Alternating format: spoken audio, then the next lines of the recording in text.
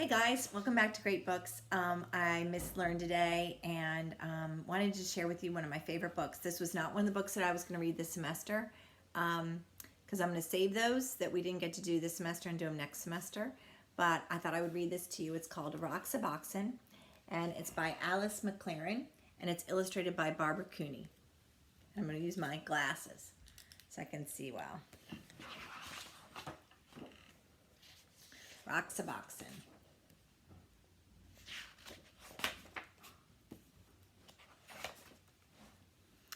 Marion called it Roxaboxen. She always knew the name of everything. There across the road, it looked like any rocky hill. Nothing but sand and rocks, some old wooden boxes, cactus and greasewood and thorny ocotillo, but it was a special place. The street between Roxaboxen and the houses curved like a river, so Marion named it the River Road. After that, you had to ford a river to reach Roxaboxen. This is ocotillo. And this is greasewood here.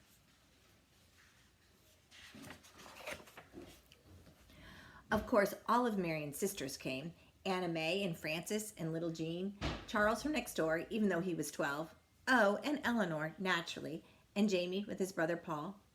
Later on, there were others. But these were the first. Well, not really the first. Roxaboxen had always been there and must have belonged to others. Long before. When Marion dug up a tin box filled with round black pebbles, everyone knew what it was. It was buried treasure. Those pebbles were the money of Roxaboxen. You could still find others like them if you looked hard enough, so some days became treasure hunting days, with everybody trying to find that special kind, and then on other days, you might just find one without even looking. A town of Roxaboxen began to grow, traced in lines of stone. Main Street first, edged with the whitest ones, and then the houses. Charles made his of the biggest stones. After all, he was the oldest. At first, the houses were very plain, but soon they all began to add more rooms. The old wooden boxes could be shelves or tables or anything you wanted. You could find pieces of pottery for dishes. Round pieces were best. Oh, look who wants to join our book club. Skylar, sit down.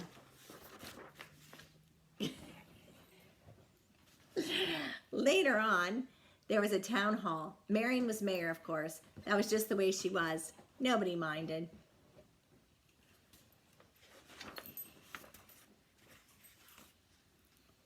After a while, they added other streets. Frances moved to one of them and built herself a new house outlined in desert glass, bits of amber, amethyst, and sea green, a house of jewels.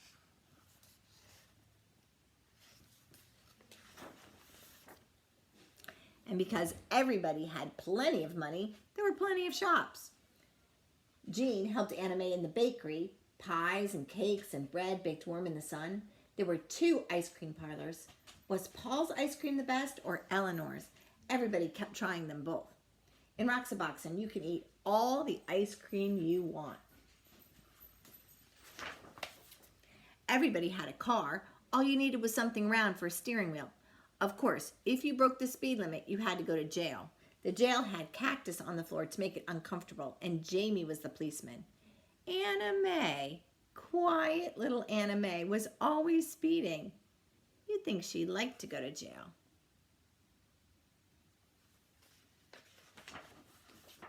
But, if you had a horse, you could go as fast as the wind.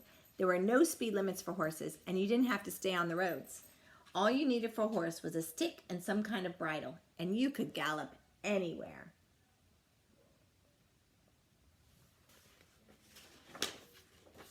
Sometimes there were wars. Once there was a great war, boys against the girls. Charles and Marion were the generals. The girls had Fort Irene, and they were all Girl Scouts. The boys made a fort at the other end of Roxaboxen, and they were all bandits. Oh, the raids were fierce, loud, with whooping and the stamping of horses. The whirling swords of Ocotillo had sharp thorns. But when you reached your fort, you were safe.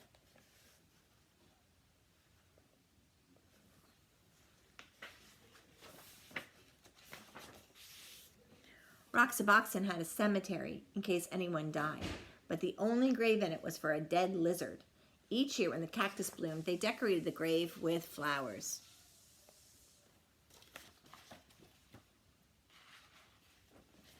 Sometimes in the winter, when everybody was at school and the weather was bad, no one went to Roxaboxen at all.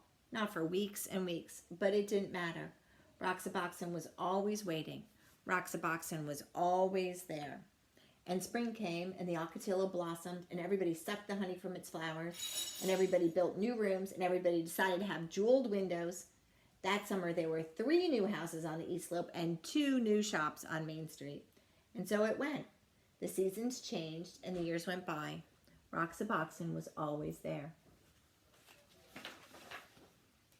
The years went by and the seasons changed until at last the friends had all grown tall and one by one they moved away to other houses, to other towns. So you might think that was the end of Roxaboxen, but oh no, because none of them ever forgot Roxaboxen. Not one of them ever forgot. Years later, Marion's children listened to stories of that place and fell asleep dreaming dreams of Roxaboxen. Gray-haired Charles picked up a black pebble on the beach and stood holding it, remembering Roxaboxen. More than 50 years later, Frances went back and Roxaboxen was still there. She could see the white stones bordering Main Street, and there where she had built her house, the desert glass still glowed, amethyst, amber, and sea green.